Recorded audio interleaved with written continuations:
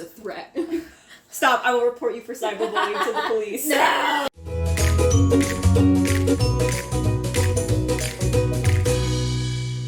Hey lovelies. Hey friends! Hey comrades. I'm Grace. I'm Gabby. I'm Jack. And we are the Book Bugs! So this is one of our first few videos on the channel. Oh my god. In today's video, we're going to be talking about my favorite book, which is One of Us is Lying by Karen M. McManus. They both have the paperback version because it came out in paperback recently. This was all the way from when it first came out back in 2017. It actually, on Instagram, she actually posted on her story that she was celebrating 6 years of the anniversary of this book being out not too long ago. Good for her. Yeah, and I've read this book multiple times. I don't know if you can see, but you can see my tab. I'm rereading it again because her third book in this series is coming out later this month. So I'm rereading it and I'm going to reread the second book. And yeah, first, I guess I'll just dive into why I love this book so much. Well, the reason why I love this book so much is, first of all, just to give you a little insight on what the book is about, it's Pretty Little Liars meets Breakfast Club. Already, I'm hooked because I love Pretty Little Liars and I love Breakfast Club. I may have never seen the movie, but I understand it. In theory, it's really awesome. I love it in theory. Yeah. And also, just to tell you, just like one sentence to describe what the book is about, 5 students enter detention and 4 come out alive. I'm hooked. I want to know why 5 went in alive and 4 came out alive, like what happened. So, you know, obviously one of them is lying because they were all there. So some of my favorite things is I love YA mysteries because this is a YA mystery. I think I read this when I was like 13 because that's how old I was when it came out. And I just love the high school characters like solving crimes and mysteries and stuff like that because I love mysteries. I think it's just really cool to find like clues, like you're the detective and you're trying to unravel the crime, and then once you're like, ooh, I'm a step closer, like it's just a good feeling because there's a difference between being able to guess the ending and then being able to guess the ending, you know, because there's one where it's like, oh, I was able to guess the ending, that's kind of disappointing, but then there's like, ooh, these clues are really good, I was able to guess the ending with the other characters and stuff, and then there was other parts where it's like, I did not see that coming. And for me personally, I was like, when I was getting closer to the plot twist, I was, ooh, I think I know who's gonna come in through that door.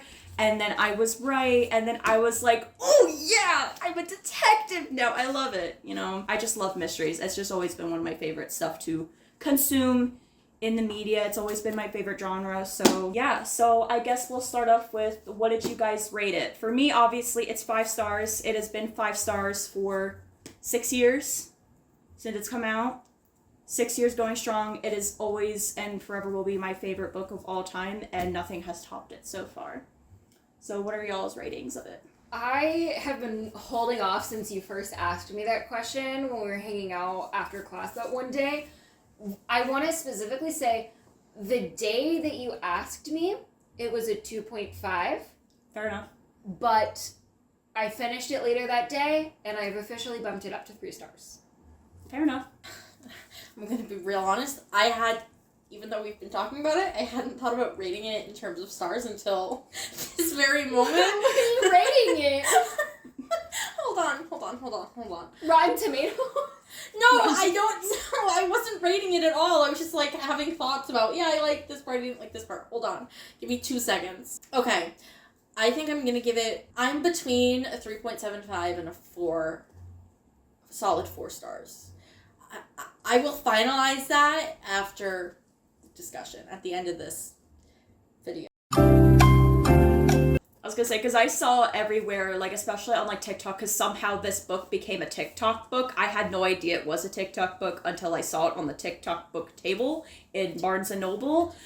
And a lot of people where I saw, they were like, yeah, it's like 3 stars. It's not the best thing ever, but it's also not the worst. And I'm like, no, fair enough. I just loved it because, you know, 1, I was able to guess it around the same time as the characters, so I felt like I was part of the story.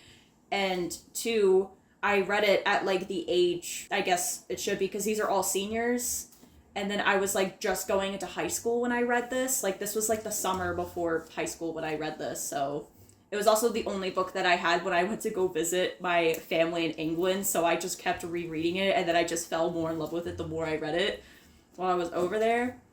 So that's also kind of why I'm like, oh, I love this so much. I just like mysteries, and I love Karen M. McManus's mysteries and stuff. All of her mysteries that I've read so far, they've all been at least the lowest I've rated her books is 4 stars. Like, if I'm being honest. Favorite characters. My favorite character, and I've been holding off to say this. Okay. My favorite character, hear me out, Adelaide Prentice. I love Addie so much.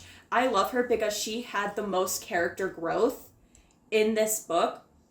Like, if you read the first chapter of, or at least, like, the first, like, couple of chapters of this book, and then you read the last few chapters of this book, Addie's not the same person. And I love that. She just had the most character growth. She overcame the most. She also, I would even say she kind of struggled a lot. At least, like, internally she had, like, struggles and stuff. And I just love seeing characters like that overcome that kind of stuff.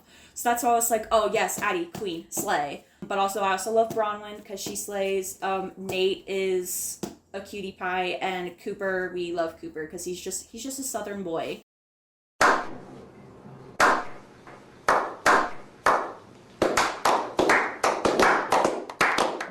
had it in my notes, and I can show you the page. Cooper is just me in a different font, and that's why he's my favorite character. Like, it was weird how, like, similar we were, and I've already told you about this a little, but Cooper and I are both, like, high school, like, baseball/softball players, left-handed, pitchers. I did not enjoy my time pitching. I was not good at it, but I was also a pitcher. Had a very competitive father when it came to my sports, so it's very much, I saw exactly what he was going through, and I felt it. And then just the little cake on top of it, first of all, he's also queer, so felt that. But the cake on top was, he started at the very end of the book, he started experimenting with iMovie and learning to edit things. And that has been me since I was a kid. So I it was loved that line. He's been experimenting with iMovie. I was like, okay, Chris. I was like, it's me in the same font. Like, we're the same person. He's just a southern boy. How is this possible? How do we look exactly alike? So that's why he was my He's just a favorite. southern belle. He's just a little southern belle. Yeah, I think my favorite was probably Bronwyn for kind of the same reasons you explained, Addie. Although, Gabby, sorry, because I was going to say my second favorite was Addie. My second favorite was Addie for the same reasons you listed, Grace. I really like Bronwyn because I felt like I was most similar to her, and like that was high school, and like I got her situation. I was like, okay, I get it, Bronwyn. Especially for chemistry class, dude. Like, chemistry, I suffered. I should have failed that class. Straight up, chemistry was the one class I was tempted to cheat in. Like, that was literally the only class that I was, like, really struggling in, and I was like... I had chemistry the COVID year, so I did cheat in that class. I did pull a Bronwyn. I didn't, but seriously, that was the first class that I was seriously like, okay, this is a fucking problem. And... so I was like, Bronwyn, I get it. Parents hyper-focused on grades, and that's the only way you can perform for them. I was just like, yeah, no, I get it. So that's definitely why I was like, yeah, Bronwyn's my favorite. Although, again, I really liked all the characters. Cooper, I was just like, hell yeah, go Cooper, go Cooper, go Cooper. Like, yeah, Cooper slayed the whole book. Cooper slayed. Cooper's a big boy. I mean... protect him at all costs. I have so many points, like, when he, like, is coming into, like, himself and coming out, where I just write, yay, or, like, go, Cooper, like, same thing with Addie, like, same thing, I'm, like, on the sidelines, like, cheering them on, but I guess with Bronwyn, I felt more like I was her. Cell phone. With Bronwyn, I felt like I was her. Yeah. Like, I wasn't on the sidelines, I was her. Were you guys able to guess the twist at the end? I know I accidentally spoiled it for you, but would you have guessed it at first if I didn't say anything? Yes. Or allude to it? And that's why I feel like the second that Simon died, I knew that it was him. And as we started, like, doing more stuff with Jake, I knew Jake was involved. And then as Janae started getting more spotlight, and especially, it felt pretty much confirmed when Addie went to go get, I think it was like coffee or water or just something to drink, and then Janae split, and I was like, and Janae is involved. And I knew all three of them were involved. And so when you said that, you know, Jake was the main villain by the end, I wasn't surprised at all because I had my suspicions already. They were my 3 main suspects to begin with. The only one that I think I suspected that wasn't super into it was May. Yeah. That was just because she was simply a side character, and I was like, it would be interesting if she had something to do with it when, you know, Bronwyn is one of the main suspects, but I didn't super buy it. I kind of did, but, like, not all the way. What about you, Jack? Did you guess the ending? So, not all the way. I actually felt more like, I had 2 main suspects when it first happened. One, which was, I didn't know everything, but I was like, well, I think Simon, like, killed himself. Like, I thought this was some killing himself. Just because it was clear that, like, he was depressed. And, like, that was stated. And I was like, okay. But I also, like, suspected Mr. Avery. I held on to that for a really long time, that it was the teacher. Maybe that's just leftover hatred for my high school teachers that made my life living hell. But I was gonna say, Mr. Avery was an annoying son of a bitch. yeah, no, he sucked, but, like, he wasn't, like, a murderer. But I definitely knew Jake was in on it and was, like, contributing to some part. Mm-hmm. At several points, I was just like, Jake has abuser energy. He's a fucking, like, he's a piece of shit. Like, I mean, literally, in one of the first, 8 chapters where he's like, Addie, can you put on something a little cuter? And then Ashton, Addie's sister, was like, are you changing because Jake told you to or because you want to? And then Addie just, doesn't respond. She just puts on something cuter. And then I remember reading that and I was like, Adelaide, babe. I know, I did the same thing. Seriously? Adelaide Prentice, please stop. No, don't let this man tell you what to do. And then, her realization, I literally just read, reread this chapter today. Addie was like, oh, my world revolved around Jake, and I've only been solely relying on him. I haven't been letting other people, help me and whatnot. And then she calls her sister to help her when the police are, interrogating her and stuff. And I was like, yeah, babe. Yeah, girly. That's an abuser. He's controlling you. You need to leave that, please. Red flags. I didn't annotate it. Bit. Red flags. Favorite parts. Favorite moments. My favorite moment is any time when Bronwyn and Nate were together because it was very cute. Anytime I was going to say Nate and Lizard. Stan. And I said his lizard late. is amazing. Yeah, no, love anytime he Stan. talked about Stan, especially the photo moment, I think that was probably my favorite moment, was when he was like, hey, Bronwyn, you can come over and see my lizard if you want. The title of your sex tape. But seriously, what is taking so long? Also the title of your sex tape.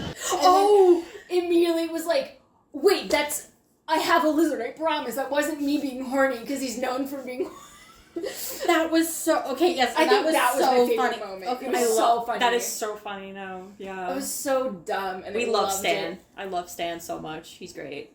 I love that lizard. I loved how he wasn't just like Yes. a pet. Okay. He was constantly referenced. I flipped to that point too because I was looking for that where it was talking with Bronwyn and it was joke, not joke, joke, not joke, and that's where they have the lizard part, and that was also my favorite moment. 100%. Sorry, keep going. No, I think that was 100% my favorite moment as well. I also really loved the moments when Nate and Bronwyn were watching scary movies. I think the sweetest part of their relationship to me was when they were talking on the phone, because it was peak taboo, Romeo and Juliet relationship. They're not supposed to be having these conversations and doing things together, but they're spending quality time watching goofy movies, even though they have very different tastes. Yeah, and it's not like they're hooking up or anything. They're literally talking or watching each other's favorite movies. Because even though she doesn't like scary movies and he does, she'll watch them anyways. And if he doesn't like those, if he doesn't like the same movies that Bronwyn does, he'll watch them anyways because she likes them, and it's just really sweet. It was the small effort that they put into it that made me feel very warm and fuzzy inside, because there were those moments, and then there were the moments where everyone was just really horny. And if I show you, I have a little section in my little notes that says, describe this book in 5 words. One of my words was horny. It should be. Because this whole book was so horny that it made me cherish the sweet moments. No, but especially when he went over to Bronwyn's house, not say anything, and then she played the piano for him, and Maeve was there, and she was like, oh shit, I forgot that Maeve wasn't the only person here. And then Nate literally, I think the end of Bronwyn's POV was just Nate just being like, that was the best thing I've ever heard, and then it just cuts to Cooper, and I was like, Oh, sorry, I love Nate and Bronwyn. They're really, I love, is it Natewind? Is that the ship name? I think that's the ship name. Least favorite characters. Who are your least favorite characters? Me, I did not like Mr. Avery because he was annoying. But I feel like that's an easy character to, like, dislike, you know? I also did not like Addie's mom. She was a shitty mom, or is a shitty mom. My least favorite, which I thought was interesting because your favorite characters was Addie, my least favorite was Addie. And it's interesting because I went into this thinking I was going to really like her. She was my favorite for the first few chapters as I was getting to know them, but then once I got to know them, she kind of just started to irritate me. And the reason why is because I think this is just difference of opinion here, but they kept referring to her, and I had this issue with Bronwyn as well, actually, and so I'm still a little on the fence with her as well, but they kept referring to Addie towards the latter half of the book as being so badass. And the same with Bronwyn the whole way through, was she was always referred to as being this, like, the smartest person. But I felt like there were very few times where I actually saw Addie being badass, other than cutting the hair herself. I thought that was a great moment. That was like a girl boss moment. Not even when she dyed at purple. It didn't hit me as hard. I don't know. I just felt like... Or when she showed up to the house alone to not only confront Janae, but also Jake, and mind you, she did it alone. No one else was there. I was like, girl, you're stupid, but go off, Yeah, I guess. I thought it was just stupid, because they kept saying, Addie is so badass, Addie is so badass, and I was like... Okay. What idiot put this in here? Oh, that'd be me. Just because you say she's badass does not make it true. And I, again, felt the same with Bronwyn, is because they kept saying she was smart. But Maeve was the one who was, like, putting all the clues together. Maeve was the hack. I appreciate the TV adaptation for the fact that they gave Maeve more to do, because I feel like they legitimately could have cut her in the book, and she wouldn't have been missed. Bitch wrote me out of the story. Could be way worse. At least from my, like, impression reading it. I was gonna say, if you want to see the badass Maeve from the TV show, then you might like the second book more, because you get her POV We did in talk the second, about that. in the I second forgot book, and she is more prominent in that book, and she does put a lot of the pieces together and stuff like that. I don't know if she's the one who does it. It's a different character who has like the POV or something, but she helps put it together, and she still does like her hacker stuff, and then she has like a little cute romance, which is different from the TV show. But then again, she was one of those characters where, like, depending on the book and where the adaptation would go, they could do it either way. I guess the author was kind of just like, doesn't matter. You can make her straight, you can make her gay, I don't care, go for it. Okay. I guess my main issue with, like, Bronwyn was that they kept calling her smart and saying that she was, like, so smart, except she cheated that one time, when it was Maeve who was putting everything together and she was the one who was the hacker. I think that those could have been, like, awesome traits to show that Bronwyn was smart. And I enjoyed Maeve, and I especially really enjoyed her in the show. I just don't know if I felt she was necessary in this first book. I could have a totally different impression if I kept reading the series, but from a first book perspective, that is why I think Bronwyn and Addie are kind of at my bottom. No, that's fair. I could definitely see that, because I find it interesting that you liked Addie at first and then grew to dislike her, because I actually disliked Addie at first. I found her really fucking annoying, but then I was like, oh wait, okay, and then, you know, the character development happened, so I was like, yeah, go Addie, okay. Mm-hmm. And then I just always liked Bronwyn, because I was like, yeah, be sarcastic, be smart, you know. I came around to her towards the end, and I think she's also partially why I bumped it to 3 stars by the end, because I did enjoy her by the end, but she was, like, my least favorite for most of the book, and then Addie I felt like they didn't truly show that she was badass enough, but they kept making the claim. Yeah. Jack, favorite moment, least favorite character? Least favorite character, yeah. I meant, sorry. Yeah. I couldn't remember which question it was. Yeah. Sorry, I went on a tangent. No, it's okay. Yeah, so least favorite character. I had a bunch, but they're all just people, like, you're supposed to dislike, you know? The cops, first of all. Yeah. Fuck the police, ACAB. I can't tell you how many times I wrote ACAB in the margins. Mm-hmm. I actually really liked this book for showing, like, the structural problems with the police department, and none of the 4 were, like, people of color, but, like, they had Nate, who was on probation, and how they showed how, even though he's just a fucking kid, they're gonna pin it on him. I think, like, Bronwyn, not to interrupt, I think Bronwyn's family is Colombian, so she is a person of color. You're right. You're right. She's the That's only on me. one in the book, though. Did you say your least favorite character? Oh no, I've read. I was listening. So yeah. So first of all, the police for sure. Yes. I wrote "fuck the police" a lot. ACAB. Also the teacher, Mr. Avery, just because he reminded me of a lot of teachers I had in high school who sucked. Jake, major abuser energy. I knew throughout the book. I was like, even if he's not the person who did it, he's the bad guy here. I was You know gonna say, what I mean?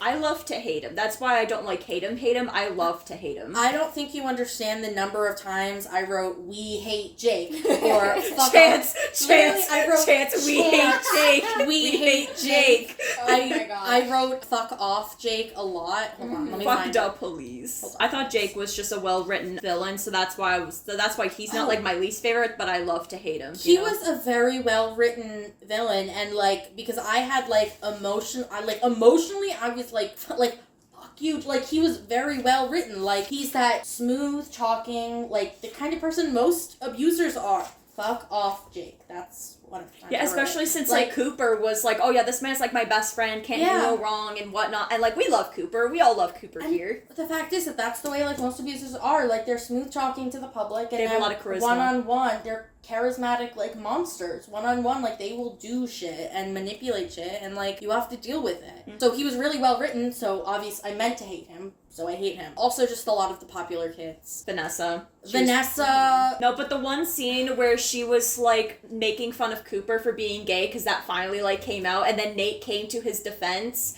and then he was like, okay, well, weren't you like just begging to like sleep with me like not too long ago, and now you're telling me that like we're like bed buddies or whatever? And he put her in her place, and I was like, Nate, you slay I hard. get why he did it, but I have mixed feelings about getting essentially slut-shaming her.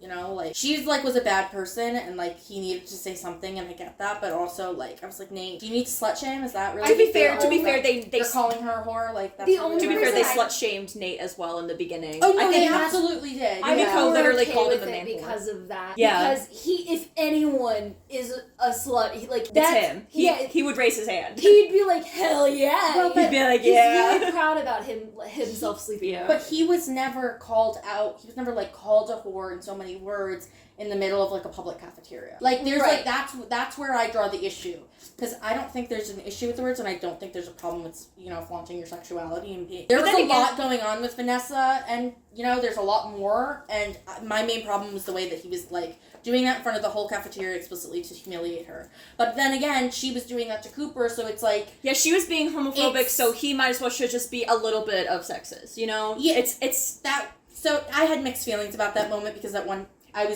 I find it interesting because I had mixed feelings about it for a different reason. okay. So I liked the fact that there was queer rap, but I felt like it was really bad queer rap. As much as I do enjoy Cooper, my main issue with that scene with Nate in the cafeteria was that this whole being gay thing was focused on like the trauma and the secrecy of being in the closet and of not being loved by your parents. It was the same story that we keep seeing, and granted this was written 6 years ago now, something like that. So even 6 years ago, times were different, and I can understand that. But it felt very lackluster as far as queer rap is concerned, because it felt cheap to me to have that be his secret and to have that be his shame, especially Keely being upset about it as well. I like how they changed it in the TV. show. Yeah, because I feel like of you saying that, I was like, well, they did do a better job of that in the show. I liked how they went about it in the show. It felt more authentic because Keely did it as like they were like fake dating. It was a mutually beneficial relationship, and so I think they kind of saved it a little bit for me. But in the book, I just feel like it's not very genuinely represented, for like a queer person. It's like, oh, it's a secret, I'm willing to keep it at any cost, and then it gets out, and then all of a sudden these people in California of all places start like throwing slurs at this, or not, they weren't actually throwing slurs, but start like being homophobic to this kid, and it felt, it was there for shock value. It felt kind of just disingenuous to me. Can I ask, because I'm curious about your opinion on this. I felt like, because I understood like Keely's frustration, because she didn't break up when Cooper broke up with her, like she didn't know that he was gay, and that's why he wasn't doing it. She literally thought it was because emotionally flat. But in the end, it is mentioned that like she gets together with Cooper and is like, fine. She's like, fine that you're gay. Like I wish you would just told me. And I think that's so understandable. I thought that was like very healthy, and like that's how it should have, like, I don't resent Keely as a character at all. I Okay. really like her. It's just the way that they went about using it as a secret and... Oh, you're know, talking about it on a whole. I thought you were talking specifically about Keely's No. reaction. I was like, well, just in general, I think they use it as a secret and felt very disingenuous because in the show, they made it feel a little bit more genuine. You knew right off the bat that Cooper was gay. They introduced it very early on, like in the pilot, I think. And they introduced it as a fake dating situation. So in the show, Keely was being hit on by Simon. And so she decided, Cooper, I know that, I had feelings for you. I know that they're not, reciprocated. But why don't we, have this be like a mutually beneficial thing? Can we do that? And they Well, did. it's also because she had like a crazy ex that kept trying to get back with her and wouldn't leave her alone. And then Cooper, because he was a baseball player and fit and stuff, he kind of like scared him off, which was why it was beneficial in the show. Yeah. I think you should invest in watching the show. At least Yes, the first few episodes, Yeah. for sure. Yeah, at least like the first couple of episodes, because even though I think like the season finale, it's kind of like the last episode, because I think like one of the few differences is instead of it being Addie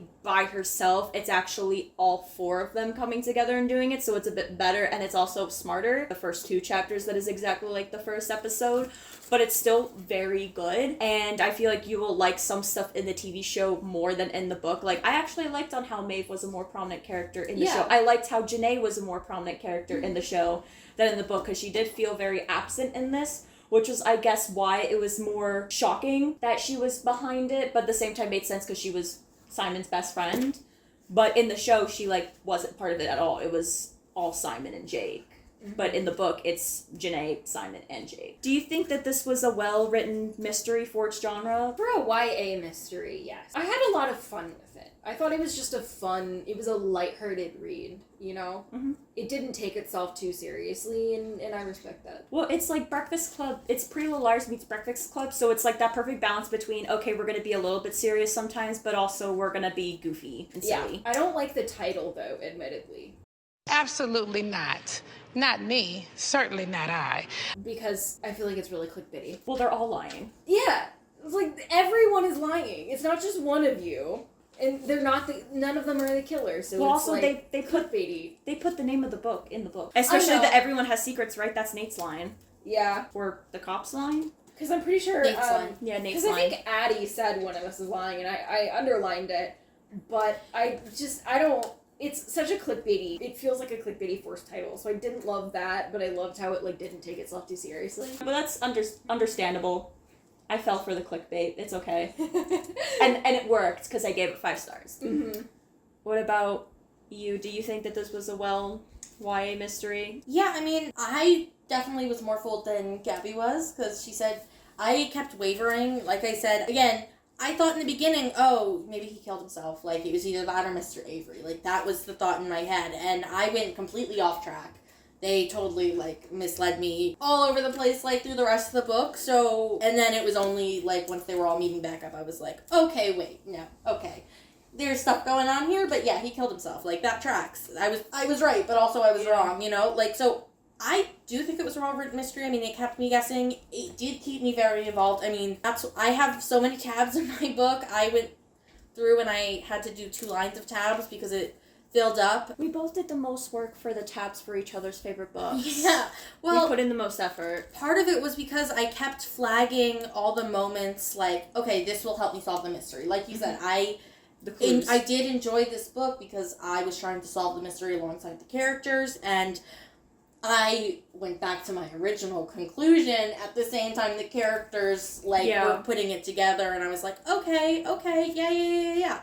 So, yeah, I mean, I definitely liked it. I think it's definitely full of those high school feels. Do you think you would continue the series? I wouldn't, just because I don't generally because I got too involved I felt my brain went too crazy while reading this. My anxiety kept spiking and then dropping. I think I told you guys this, You even said you had a dream about being in the book. I had a dream about being like a murder suspect of a murder I didn't do, and I get anxiety from reading these books. So I don't know that I would continue, but I would definitely look up the synopsis of the rest of the books because I want to know what happens to the characters. She had a dream about being in the book, and I'm very jealous about that. Okay, no hard feelings, but I hate you. Not joking. Bye. It happens to me, and I don't like it because it's normally with books in the moments that really freak me out.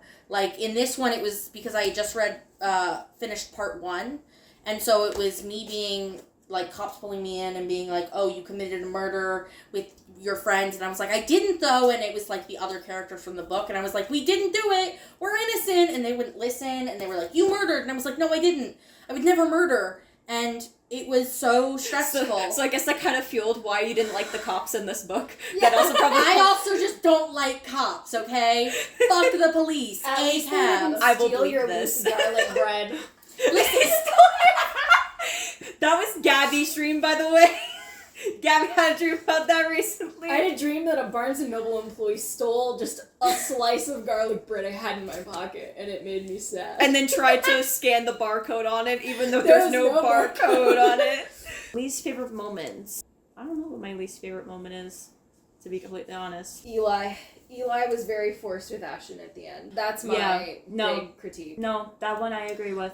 My least favorite moment is anytime when the mom, oh my god, no way, when Addie was like, yeah, my mom always says that, yeah, if you tell a man no, eventually he's gonna find someone that says yes, so you might as well should just say yes. And I was like, Addie, no, don't listen to your mom. Babe, don't listen to your mom. Yeah, any moment where it was Jake clearly manipulating Addie and then Addie's mom being a literal asshole, yeah, I did not like those moments. Another reason why I loved Addie's character is because even though she had such awful people, she at least had her sister and her friends who helped her progress and grow, and then she also did some self-growing herself, and I think she did better of the growing and stuff. They did a better representation of that in the show. Least favorite moments? Mine was Eli, for sure. Yeah. I think that's my one. I mean, I had moments that I hated, but they were moments that like I was supposed to hate because it was a bad thing happening to a character we were supposed to like. And I guess this kind of goes with characters that we don't like. Mm-hmm. The moments with TJ, specifically like after Addie breaks up with Jake. Jake, and then TJ's like kind of coming on to her. Oh my god.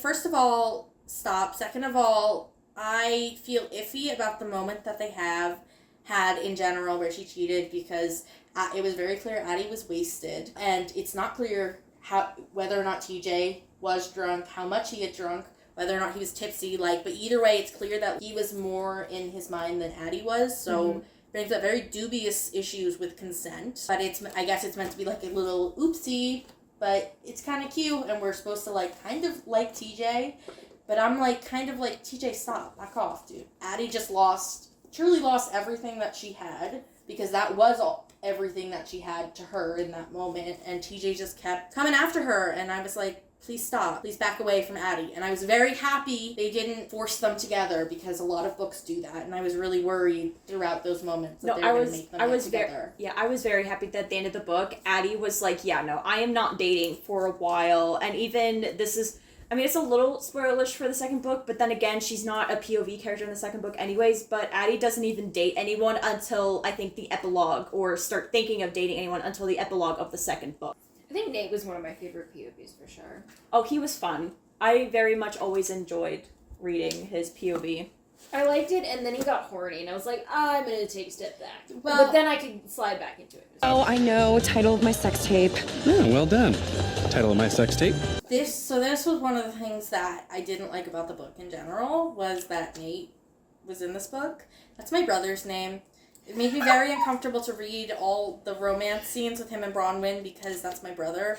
And Nate, we had to get inside his head. He was a horny little guy, and that's fine, but I hated that it was his name, because all I could think was my brother, and then I was like, oh, getting the icks, and I wanted it to be cute, and then I would get the icks because I would picture my brother, and I didn't want to picture my brother. I did resolve it by, I think it was part 3, because I had to take a pause, and I was like, hold on, I need to fix this. And I started picturing another guy from my high school whose name was Nate, which helped some with that, and helped me reappreciate Bronwyn and Nate. Yeah.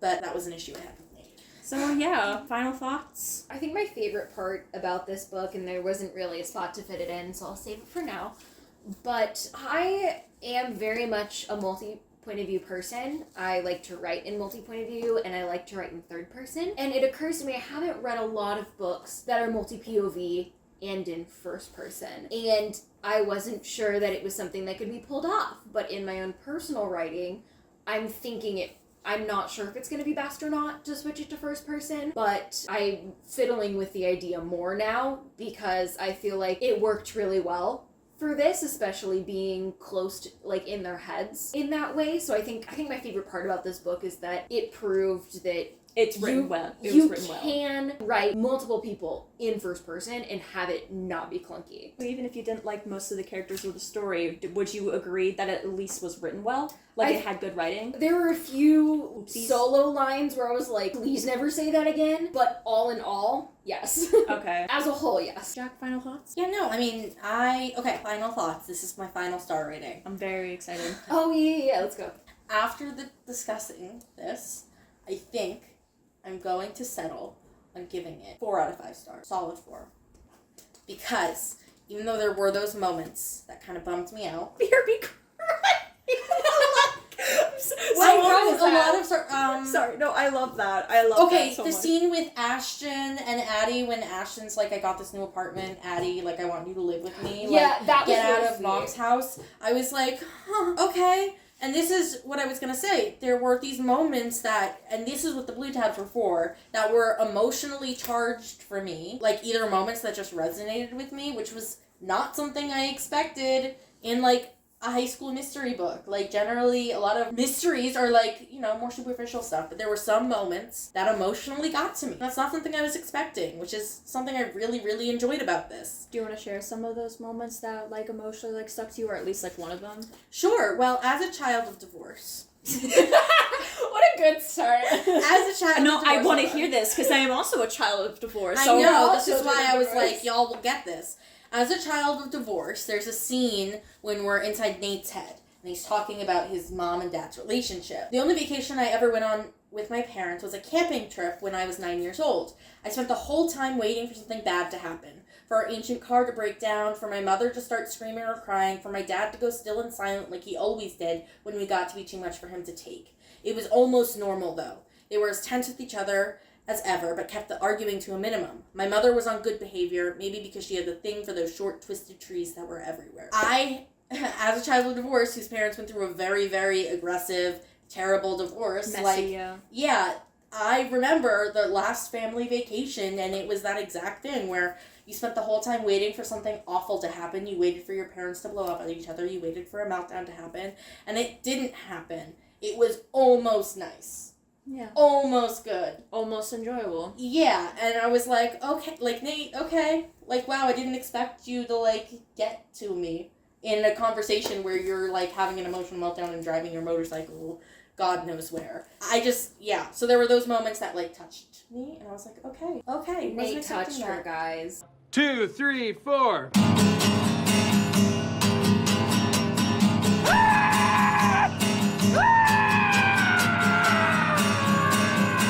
Please don't say that that's my brother. Please don't say that that's my brother. The Please fiction- don't say that that's my brother. I'm not saying it. Jack, the fictional character touched your heart emotionally. The fictional character touched my heart emotionally. Thank you. Stan loves you. Wow, Jack, we both gave each other our favorite books of 4 stars. I know. Yeah. So anyways, this was a good book. Gabby I doesn't did like it. our favorite books. Gabby doesn't like our favorite books at all, but we like each other's favorite She books. liked my book. I enjoyed both of the books. I just have Just not issues enough with to give them it as 4 well. stars. Yes, not enough to give them 4 stars. If you enjoyed watching this video, be sure to leave a like. If you also love One of Us is Lying as well, leave a like. And if you like the author, And make sure to subscribe. We have a lot more videos planned for the future, and we have our bulk upload out now. So if this is the kind of content you're interested in, please subscribe. We upload every Friday. Please leave a comment down below. Let us know if you agree or disagree with any of these opinions. Let us know your own opinions. Who's your favorite character? Which one do you relate to? Did the name Nate also make you uncomfortable? Do you have a brother named Nate? Hit me up. Nate brothers. Nate Brothers Nation. named Nate. No. Also- leave a comment. also leave a comment if you're also excited for the 3rd book to come out later this month. Because I know, like I said, that's coming out soon. And I know personally for me, I'm going to be filming a vlog of me reading the 3rd book. So you will see my full reaction of me reading the final book in the One of Us is Lying trilogy in August. Also, make sure you click and watch the other videos in this series where we read one another's favorite books. They should all be up and out now. There's one where we read my favorite book, Pride and Prejudice, and the other one where we read Gabby's favorite book, which is Lore. Bye. Bye.